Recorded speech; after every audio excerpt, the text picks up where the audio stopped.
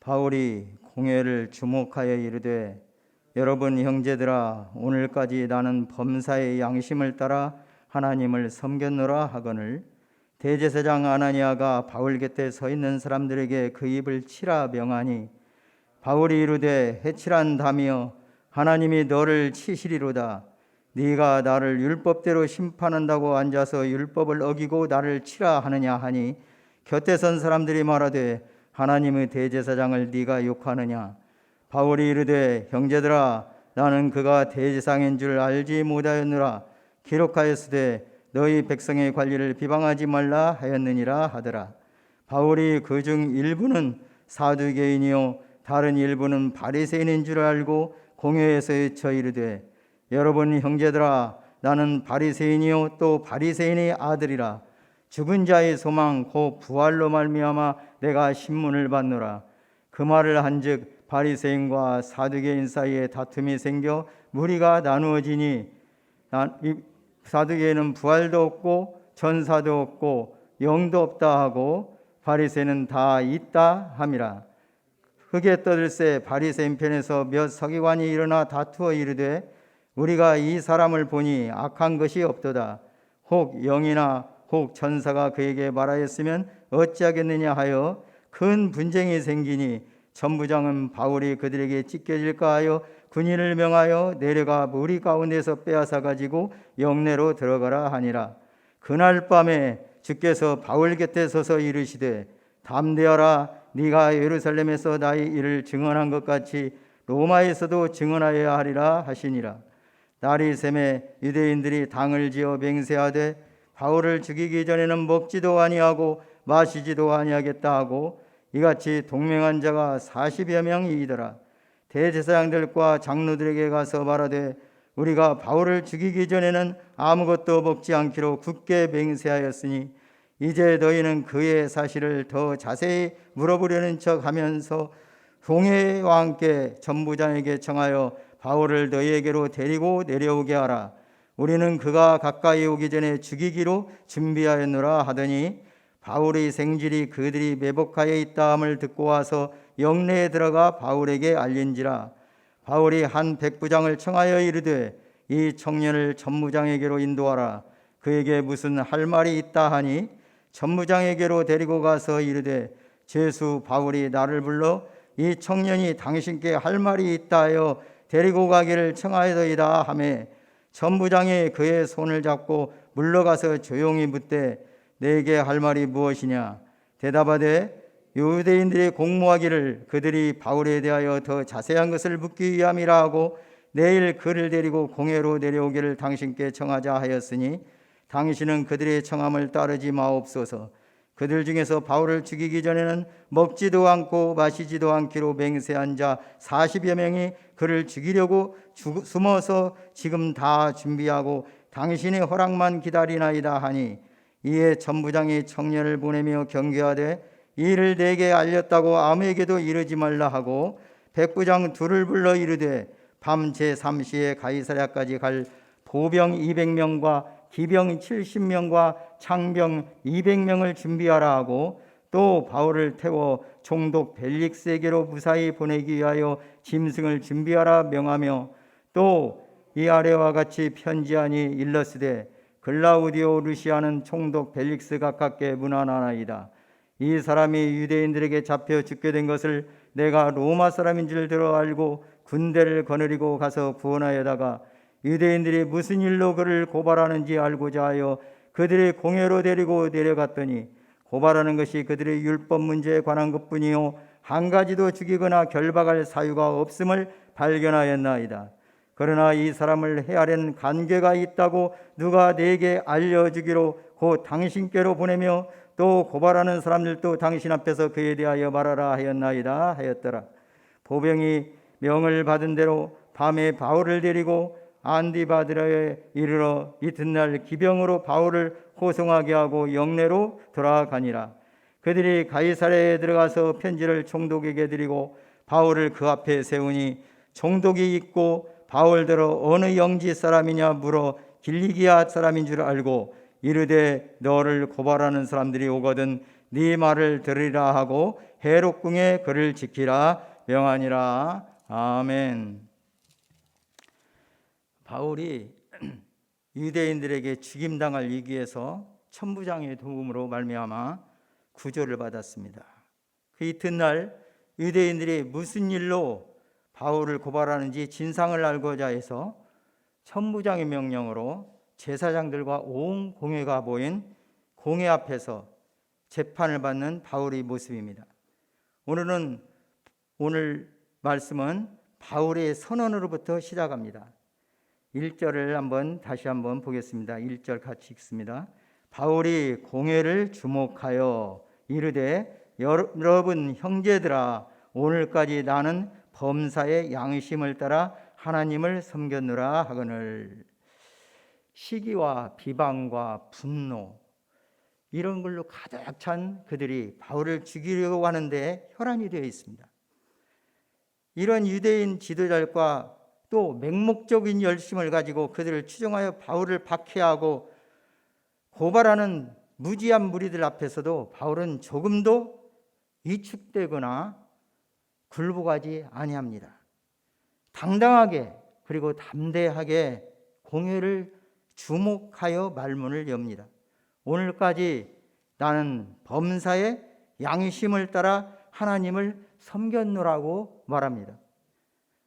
헬라어 원어 성경을 참고해서 이 뜻을 풀어서 번역을 하면은 이날까지 나는 모든 일에 선한 양심을 따라 하나님께 또는 하나님을 위하여 백성으로 살았노라는, 이렇게 번역을 할 수가 있겠습니다. 바울은 분노하는 그들 앞에서 자신이 하나님 나라의 시민으로서 살았고 또 그리스도의 복음에 합당하게 생활했다는 것을 담대하게 말합니다. 바울의 이 선언은 유대인들이 제기한 고발에 대해서 자신의 무죄함을 말하는 것입니다. 율법의 기준으로 볼 때도 바울 자신은 흠이 없으며 또한 자신의 행위에 대해서 하나님 앞에서 분명한 하나님의 백성된 자아의식을 가지고 살고 있음을 당당히 밝히고 있는 것입니다. 이러한 바울의 태도와 선언에 화가 난 대제사장 아나니아는 그의 시종들에게 바울의 입을 치라고 명합니다. 그 당시 대제사장으로 군림했던 아나니아는 잔인함과 탐심이 가득한 인물로서 자신의 기득권을 지키기 위해서 로마 정권과 결탁한 권세자였습니다. 아마도 그는 바울의 선하고 진실한 말을 들을 때마다 양심이 찔려 견디기 힘들었을지도 모릅니다. 하지만 그는 완고하여 더 이상 바울의 말을 듣고 싶지도 않았고 그의 입을 쳐서라도 말을 못하게 하려고 했던 것입니다. 그러나 바울은 결코 위축되지 않고 그를 책망합니다. 3절입니다. 바울이 이르되 해칠한다며 하나님이 너를 치시리로다. 네가 나를 율법대로 심판한다고 앉아서 율법을 어기고 나를 치라 하느냐. 이러한 바울의 형편과 태도는 우리 주님께서 안나스에게 끌려가서 신문을 받는 중 그의 시종에게 뺨을 맞았던 사건, 그리고 외식하는 서기관들과 바리새인들에게 회칠한 무덤 같다고 책망하신 그 정황을 연상시킵니다. 바울을 죽이려는 목적으로 하나 되어서 고발하고 신문하는 사람들은 원래 결코 하나 될 수 없는 두 부류의 사람들이었습니다. 한편은 사두개파 사람들로서 영혼의 존재도 내세도 부정하고 오로지 현세의 권력에 집착하는 현실주의자들이었습니다. 이들은 대제사장 아나니아처럼 로마의 권력과 결탁해서 백성의 소유를 빼앗고 오직 현실과 육체만을 위해서 살아가는 자들이었습니다. 또 한편은 바리새파 사람들입니다. 그들은 타락한 종교들로서 외식자여 이선자였습니다. 자신들도 실천하지 못하는 율법 조문들을 만들어서 백성들의 율법의 올무에 얽매여 놓았고 고아와 과부의 가산을 착취하는 악행을 저지르기도 했습니다. 사회적으로 종교적으로 이스라엘 지도자라고 하는 부패한 무리들이 사내들인 공회로 모여 바울을 제거하려는 목적으로 하나 되어 위협하고 있는 것입니다. 사내들인 공회 구성원의 일부가 사두개인이요 다른 일부는 바리새인임을 잘 알고 있었던 바울은 바리새인 가문인 자신의 신분을 그들에게 주지시키면서 법정에 서게 된 것은 그 두 부류가 첨예하게 대립하는 부활에 대한 개념 때문이라고 선언을 합니다. 6절입니다. 6절 함께 같이 읽겠습니다. 6절. 바울이 그중 일부는 사두개인이요 다른 일부는 바리새인인 줄 알고 공회에서 외쳐 이르되 여러분 형제들아 나는 바리새인이요 또 바리새인의 아들이라 죽은 자의 소망 곧 부활로 말미암아 내가 신문을 받노라. 사도 바울은 다메섹 도상에서 부활하신 주님을 만난 후 회개하고 주님이 일꾼 후 세우심을 입은 뒤에 그의 인생은 오직 주님을 증언하며 하나님 나라와 그의 의를 위한 곧 하나님의 영광을 위하여 바쳐진 삶이었습니다. 그는 누구에게나 어느 곳에서나 어느 형편에 쓰든지 주 예수님께서 주신 사명 곧 하나님의 은혜의 복음을 증거하는 일에 감당하는 헌신의 삶을 살았습니다. 그가 주장하는 메시지는 사도행전 여러 성경에서 전개되고 있는데요. 예수가 하나님의 아들이시다. 예수는 그리스도시다. 주 예수를 믿으라. 그리하면 너와 내 집이 구원을 얻으리라. 그리스도가 해를 받고 죽은 자 가운데서 다시 살아나신다. 예수가 그리스도라는 것과 이 부활을 전하는 메시지였습니다. 하나님께 대한 회개와 우리 주 예수 그리스도에 대한 믿음을 증거했습니다. 이렇게 예수 그리스도와 부활의 메시지를 일관성 있게 설파했던 바울은 자기를 죽이려고 고발하고 신문하는 무리들 앞에서도 담대히 예수 그리스도와 부활을 선언한 것입니다. 죽은 자의 소망 곧 부활을 선포하는 바울의 증언은 그들로 하여금 큰 분쟁을 일으키게 되었고 더욱 위험한 형편에 처해진 바울을 천부장이 구출하여 영내로 들어가게 됩니다. 이렇게 사도 바울이 믿음을 확고히 하며 하나님의 영광을 위하여 살 수 있었던 근원을 우리는 성경의 기록에서 찾아보게 됩니다. 한마디로 하나님의 은혜요 우리 주님께서 함께 하심이었습니다. 바울을 택하시고 사명을 주신 주님께서는 그와 함께 하시며 위로 혹은 권면하시며 지키시고 인도하심으로 끝까지 사명을 감당하게 하십니다. 본 말씀 오늘의 말씀의 11절 한번 살펴보겠습니다. 11절 함께 읽겠습니다. 그날 밤에 주께서 바울 곁에 서서 이르시되 담대하라. 네가 예루살렘에서 나의 일을 증언한 것 같이 로마에서도 증언하여야 하리라 하시니라.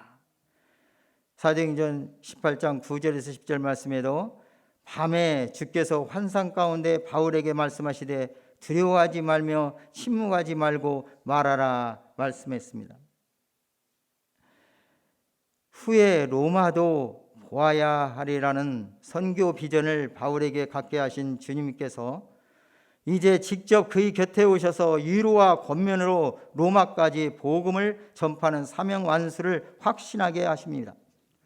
바울을 택하여 부르시고 선지자 아나니아를 비롯한 바나바, 디모데, 루디아, 실라, 브리스겔라와 아굴라 등 돕는 자들을 보내셔서 이들과 함께 사명을 감당하게 하셨던 주님께서는 바울의 생지를 예비하시고 심지어 이방인인 백부장과 천부장의 마음까지 움직이셔서 로마의 군인들을 동원하여 바울을 지키시고 안전하게 가이사랴까지 호송하여 총독 벨릭스에게 재판을 받도록 세우시는 과정이 12절 이후에 전개되고 있습니다.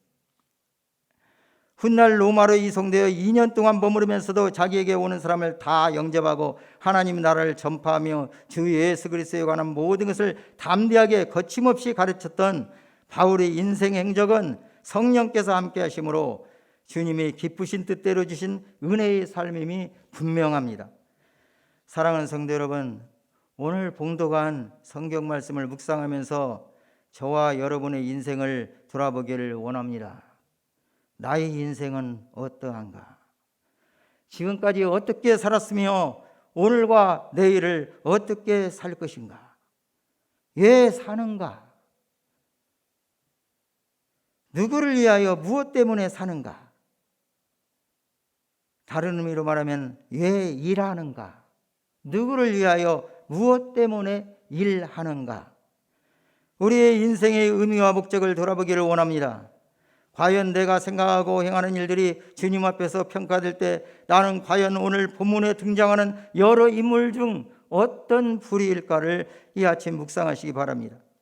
본문에 나와 있는 인물들, 바울, 대제사장 아나니아, 그 곁에 서 있는 사람들, 공회로 모인 사두개인들, 바리새인들, 서기관, 바울을 죽이려는 40여 명의 결사대들, 바울의 생질, 천부장 글라우디오 루시아, 백부장, 군인들, 총독 벨리스 등 많은 인물의 언행들을 살펴보시기를 바랍니다. 그리고 나의 인생 여정에서 또한 오늘 삶의 현장에서 나의 언행과 태도는 어떠한가 주님 앞에서 정직하게 되어놓고 회개할 것을 회개합시다. 또한 하나님의 자녀로서 주님 나라의 백성으로서 과연 나는 당당하게 사도 바울과 같은 고백과 선언을 할 수 있는지 깊이 묵상하며 주님의 은혜를 구합시다. 나는 사도 중에 가장 작은 자라. 나는 하나님의 교회를 박해하였으므로 사도라 칭함받기를 감당하지 못할 자니라. 그러나 내가 나 된 것은 하나님의 은혜로 된 것이니 내게 주신 그의 은혜가 헛되지 아니하여 내가 모든 사도보다 더 많이 수고하였으나 내가 한 것이 아니요 오직 나와 함께 하신 하나님의 은혜로라. 디모데, 그 제자 믿음의 아들이라고 했던 디모데에게 보내는 편지, 그리고 사도 바울이 죽음을 앞두고 마지막으로 기록했다고 전해지는 디모데 후서에는 이렇게 사도 바울의 고백들이 나와 있습니다. 디모데후서 1장 9절, 하나님이 우리를 구원하사 거룩하신 소명으로 부르심은 우리의 행위대로 하심이 아니요 오직 자기의 뜻과 영원 전부터 그리스도 예수 안에서 우리에게 주신 은혜대로 하심이라. 디모데후서 4장 5절에서 8절 말씀 중에 특별히 7, 8절 말씀을 읽어드리면, 나는 선한 싸움을 싸우고 나의 달려갈 길을 마치고 믿음을 지켰으니 이제 후로는 나를 위하여 의의 면류관이 예비되었으므로 주 곧 의로우신 재판장이 그날에 내게 주실 것이며 내게만 아니라 주의 나타나심을 사모하는 모든 자에게 도니라. 디모데후서 4장 17절에서 18절 말씀, 주께서 내 곁에 서서 나에게 힘을 주심은 나로 말미암아 선포된 말씀이 온전히 전파되어 모든 이방인이 듣게 하려 하심이니 내가 사자의 입에서 건짐을 받았느니라. 주께서 나를 모든 악한 일에서 건져내시고 또 그의 천국에 들어가도록 구원하시리니 그에게 영광이 세세무궁토록 있을지어다. 아멘. 이러한 당당하고 담대한 사도 바울의 증언이 저와 여러분의 고백과 증언이 되기를 간절히 소망합니다. 우리 다음 세대에게 또 교회와 성도들 앞에서 뿐만 아니라 그 누구 앞에서도 어느 상황에서도 복음 전파의 기회를 만들고 예수 그리스도의 부활 신앙을 담대히 증언하는 믿음의 소유주가 되기를 바랍니다. 주님께로부터 받은 은혜를 늘 감사하며 마음에 새기고 선한 양심을 따라 하나님의 영광을 위하여 천국 시민으로 담대히 살아가시길 주님의 이름으로 축복합니다. 기도드리겠습니다. 오늘 또 저희들이 하나님 앞에서 부활 믿음 가지고 살 수 있게 하심을 감사합니다. 주님께서 항상 곁에 계시고 우리를 인도하여 주셔서 우리를 부르신 주님께서 우리에게 할 일을 주시고 그 사명을 다하기까지 우리 생명을 보존하게 하심을 믿습니다. 어떤 상황에서도 우리 하나님을 바라보며 살 수 있는 귀한 믿음 주시고 오늘 또 주님이 함께 하시니 성령께서 온전히 주장하셔서 바울처럼 담대히 모든 자들 앞에서 우리가 하나님 앞에 산다고 당당하게 얘기할 수 있는 저희들 될 수 있도록 인도해 주옵소서. 어떤 상황 속에서도 참으로 우리 주 예수 그리스도께서 참으로 우리와 함께 하시고 인도하시며 이끌어 주시니 주님만 신뢰하고 당당하게 승리의 삶을 살아갈 수 있는 복된 하루가 되게 인도해 주옵소서. 감사드리며 존귀하신 구주 예수님 이름으로 기도 올려옵나이다. 아멘.